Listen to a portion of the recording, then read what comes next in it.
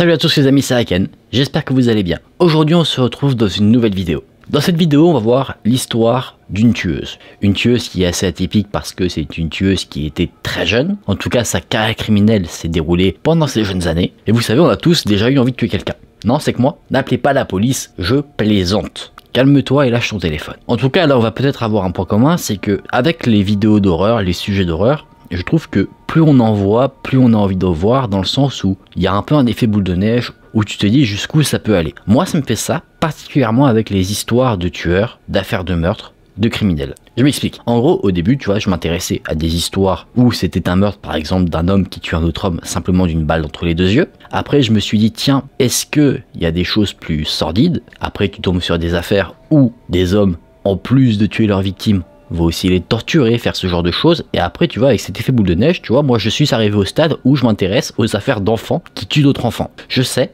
je suis allé très loin. Mais justement, j'ai trouvé une affaire. C'est pas l'affaire la plus longue, je pense, qu'il y aura sur la chaîne, mais en tout cas, c'est une affaire bien sordide. En plus de ça, quand on parle d'enfants qui tuent d'autres enfants, ayant déjà fait une vidéo sur le sujet, bah on voit que c'est quand même super creepy, parce que des fois, t'as l'impression que c'est eux, quand ils sont sur une voie criminelle, qui ont le plus d'imagination pour tuer leurs victimes. Je sais pas si vous voyez ce que je veux dire. Après, bien sûr, il y a des adultes qui font des choses aussi très horribles. Mais souvent, les enfants, tu vois qu'ils font pas juste tuer. Ils font plein d'autres choses autour. Et c'est ça qui est assez creepy. En tout cas, les amis, je vais vous présenter l'histoire d'une tueuse dans cette vidéo. Une jeune tueuse. Si vous souhaitez soutenir la chaîne, n'hésitez pas à liker la vidéo et à vous abonner à la chaîne. Et nous, on est parti pour se plonger dans l'histoire de Mary Bell.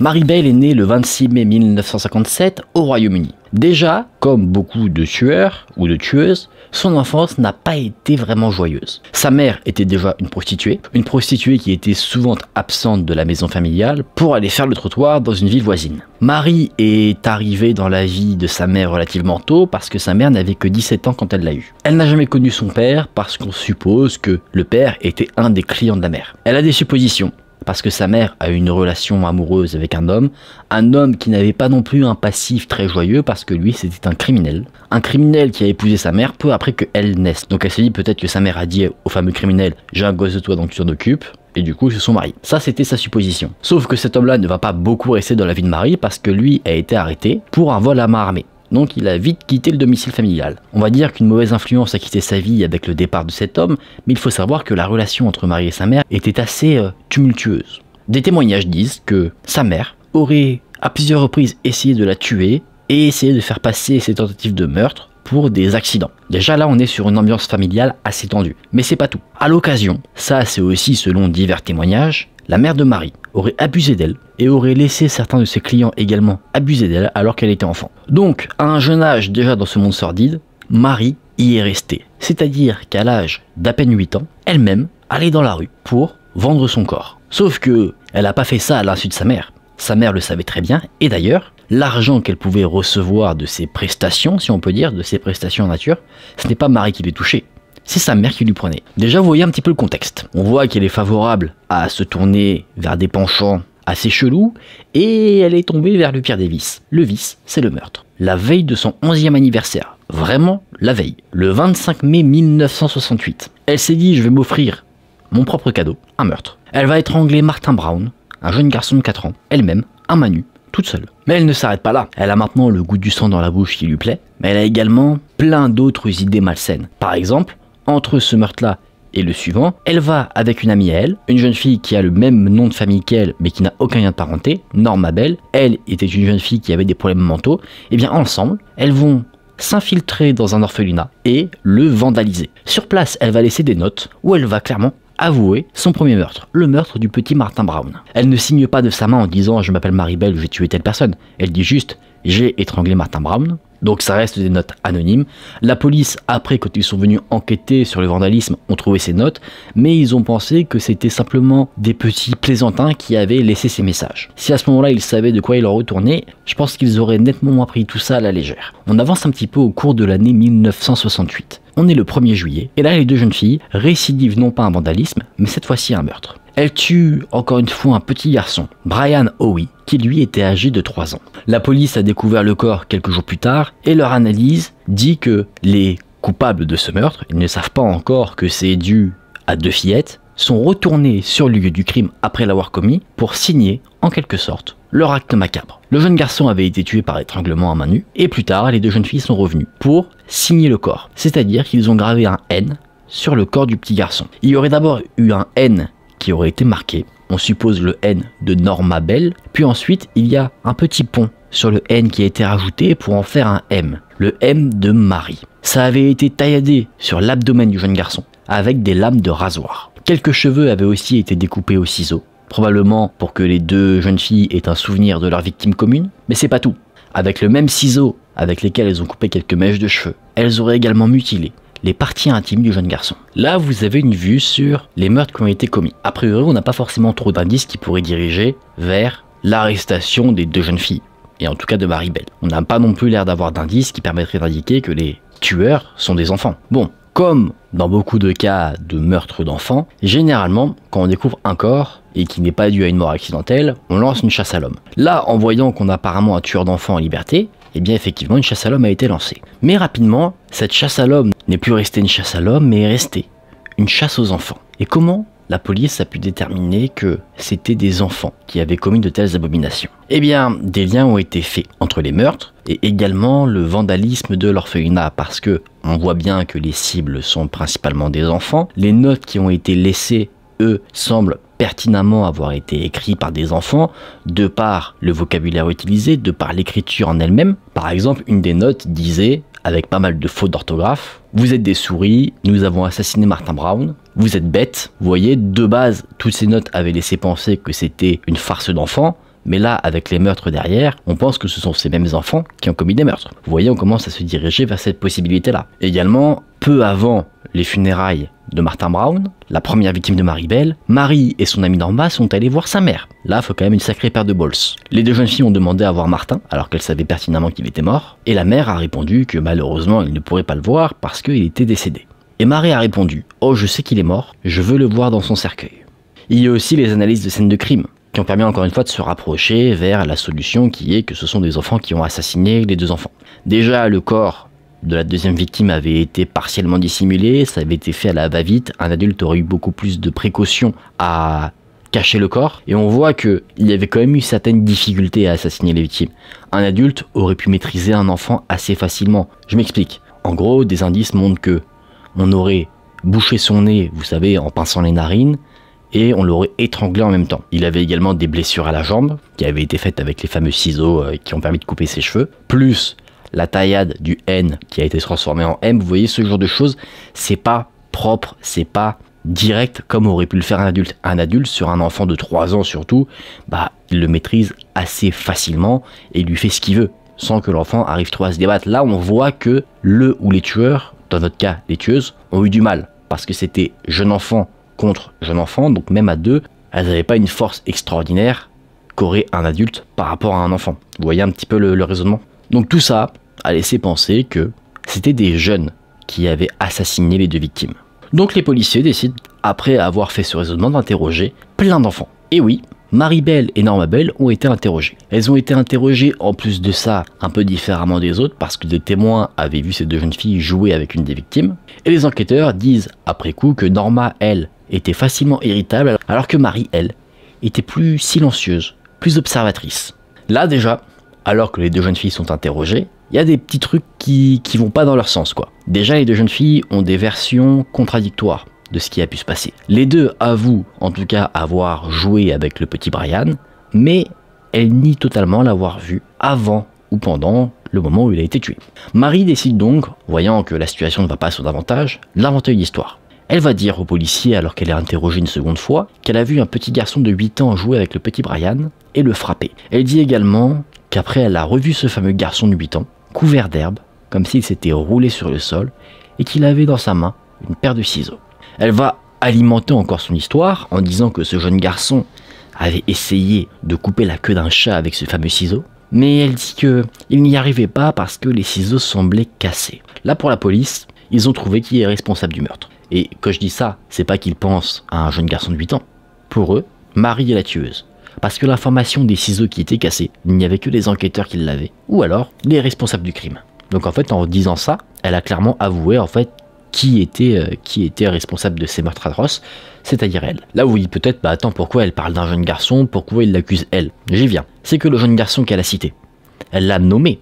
Elle n'a pas dit j'ai vu un jeune garçon de 8 ans comme ça, non. Elle a dit j'ai vu machin. Elle cite quelqu'un. Sauf que ce jeune garçon a été interrogé, et lui il a un alibi en béton. À ce moment-là, il était à l'aéroport. Et il y a plusieurs témoins qui le confirment. Donc, comment c'est possible que la jeune Marie donne autant de détails sur un jeune garçon qui n'était pas à l'endroit qu'elle cite, sauf si c'est elle qui a commis ce meurtre. C'est un peu plus tard, le 4 août, que les parents de Norma Bell vont contacter la police pour indiquer que leur fille souhaite se confesser. Et la confession de Norma Bell à la police va indiquer d'autres détails sur l'histoire. En fait, elle n'aurait pas assassiné le jeune Brian. C'est Marie qui l'aurait assassiné seule, qui l'aurait partiellement caché, et ensuite Marie est allée chercher Norma pour lui montrer ce qu'elle avait fait, et en plus de ça, elle aurait rejoué la scène. Elle aurait montré comment elle a tué le petit Brian, et en fait ça correspond totalement avec ce qui a été dit par les enquêteurs. Vous savez, les enquêteurs ont dit qu'il y avait eu le meurtre, puis un retour sur la scène de crime.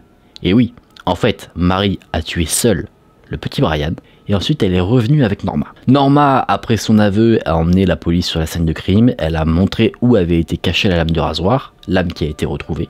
Elle a fait un dessin pour indiquer où avait été blessé le jeune garçon avec cette lame, et effectivement, le médecin légiste a confirmé que les blessures qui avaient été dessinées par la jeune fille correspondaient à celles qui étaient réellement faites. Marie a ensuite été interrogée par la police, c'est évident. Elle reste sur la défensive, et justement elle dit aux policiers: non, vous essayez de me laver le cerveau, je vais demander à un avocat de me sortir de là. Elle est encore très jeune à ce moment-là, donc elle a quand même cette intelligence de dire ce genre de choses. Norma, elle, va refaire un témoignage, où là elle va vraiment raconter clairement comment s'est passée la scène, vraiment au détail près. En fait, il se trouve que elle, le petit Brian et Marie étaient ensemble. Marie s'amusait à pousser le jeune Brian, et elle commençait à l'étrangler. Au bout d'un moment, elle avait des sortes de fourmis dans les mains, du coup elle a dit: mes mains deviennent grosses, prends le relais. Sauf que Norma n'a pas voulu participer à ça, du coup elle est partie en courant, laissant Marie et Brian seuls, et c'est là qu'a été commis le meurtre par strangulation. On avait retrouvé des fibres, vous savez, des morceaux de vêtements sur le corps du jeune Brian. On a comparé ça avec des vêtements que possédait Marie, et effectivement, ça correspondait à 100% avec une des robes qu'elle portait. On a aussi retrouvé des morceaux de vêtements qui appartenaient à Norma. Évidemment, les deux étaient là, sur la scène de crime, au moment des faits. Pour le moment, on sait que les deux jeunes filles sont coupables, mais on ne les a pas encore arrêtées. Elles ont été arrêtées à un moment précis. Parce que là, vous savez, tu te dis, est-ce que c'est vraiment elles? Ce sont des enfants. Toi, il y a un petit doute qui subsiste quand même.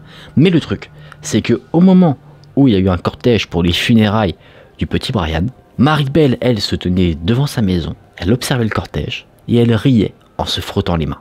L'enquêteur en charge de l'affaire a vu cette scène, et il s'est dit: mon Dieu, je dois l'arrêter, sinon elle va faire une autre victime. Et donc peu de temps après l'enterrement, l'enquêteur arrête finalement Marie Bell. Il arrête Marie Bell, mais également Norma, qui semble être complice. Et quand, vous savez, il dit: Marie Bell, je vous arrête pour le meurtre de machin, Marie, elle dit: ça me va. Alors que Norma, elle est un peu plus vénère. Elle dit: moi j'ai jamais fait ça. Et elle ajoute à ça: je me vengerai pour ça. Se venger de qui? De la police ou de Marie? Ça on sait pas. Libre à vous de me dire ce que vous en pensez dans les commentaires. Maintenant qu'elle est foutue, Marie avoue.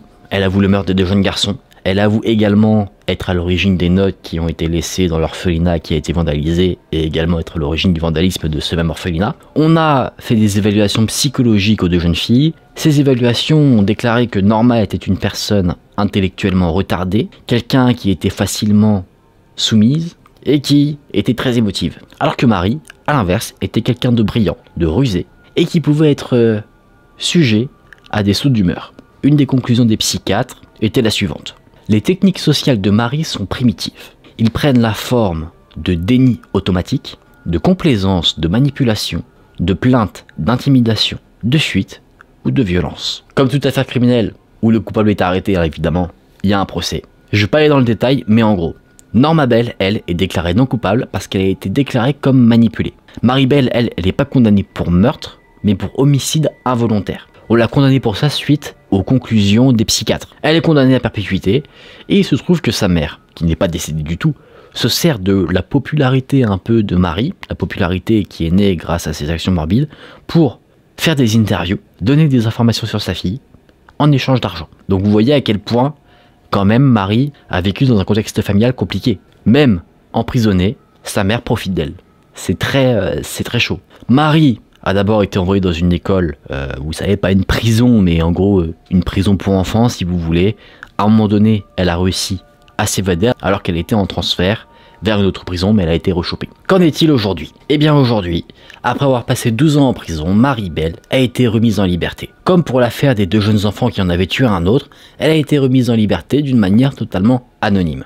Elle a pu commencer une nouvelle vie, on sait qu'elle a eu une fille qui demeure elle aussi anonyme, à qui on n'a jamais rien dit du passé criminel de sa mère. Cette jeune fille a pu rester anonyme jusqu'à ses 18 ans, mais Maribel, elle, a gagné un recours en justice pour continuer à préserver son propre anonymat. C'est là que cette histoire s'arrête. Je comprends que ça puisse faire peur de se dire que quelqu'un qui a commis des actes aussi sordides soit toujours en liberté. Étant anonyme, on ne sait pas forcément à l'heure actuelle si elle est toujours en vie ou décédée. Bon, maintenant qu'elle est anonyme, du coup, on s'en fiche un peu, mais en tout cas, ce qui est sûr, c'est que sa carrière criminelle a été quand même bien sordide. De courte durée, mais très sordide. On va en débriefer en se remettant dans une ambiance plus chill.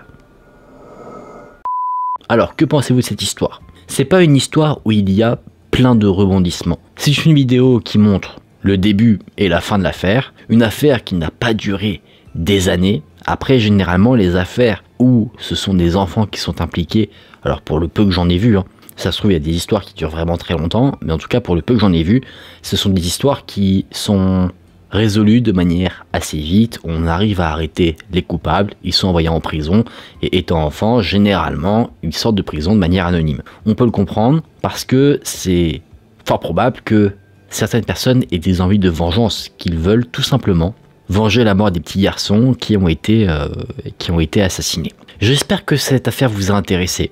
J'ai pas forcément grand chose à en dire, moi je trouve ça évidemment très sordide. Dites-moi vous ce que vous en pensez en commentaire. Encore une fois, ça montre bien, ça j'avais fait l'écho sur la première vidéo de tueurs d'enfants, que certes on dit aux enfants de se méfier des adultes, mais on devrait aussi leur dire parfois de se méfier des autres enfants. Si la vidéo vous a intéressé, n'hésitez pas à liker la vidéo et à vous abonner à la chaîne. Nous on se dit à très vite dans une prochaine vidéo, prenez soin de vous, c'était Aken, salut!